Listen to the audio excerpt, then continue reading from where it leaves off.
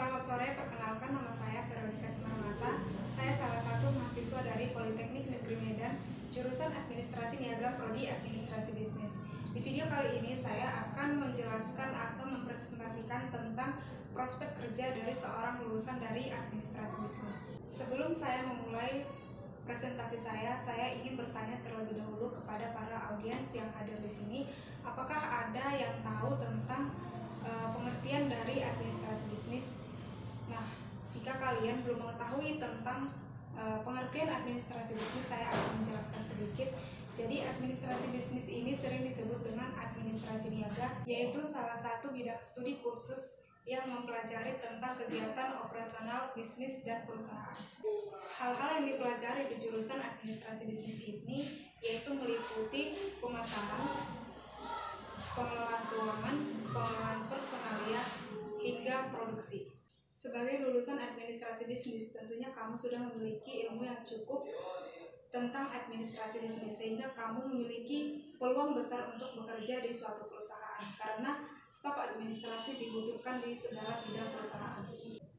Sebagai seorang konsultan bisnis, kamu akan bekerja sebagai pemberi masukan, ide, saran, ataupun solusi yang akan dijadikan oleh seorang pebisnis atau seorang pemilik perusahaan untuk mengambil suatu keputusan di sebuah perusahaan tersebut. Yang ketiga adalah pegawai negeri sipil.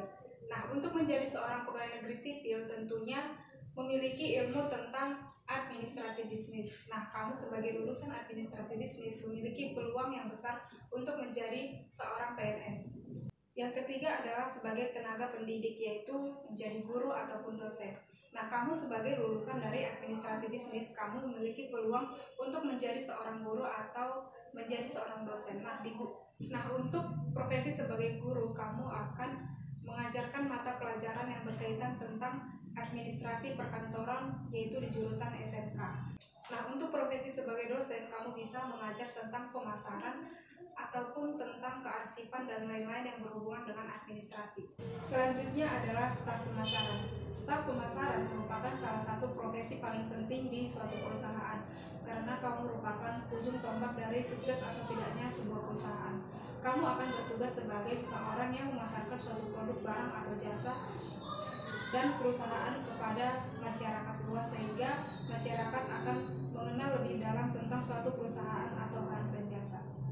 Selanjutnya adalah menjadi seorang wirausaha.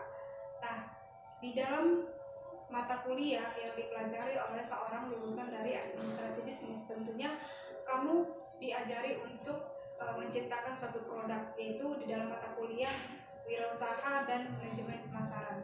Nah, di situ kamu sudah ditempa untuk menjadi seorang wirausaha. Setelah lulus kuliah, kamu bisa melanjutkan ilmu yang kamu dapatkan dari perkuliahanmu. Staf HRD merupakan bagian dari suatu perusahaan yang bertugas untuk merekrut tenaga kerja atau sumber daya manusia di dalam suatu perusahaan.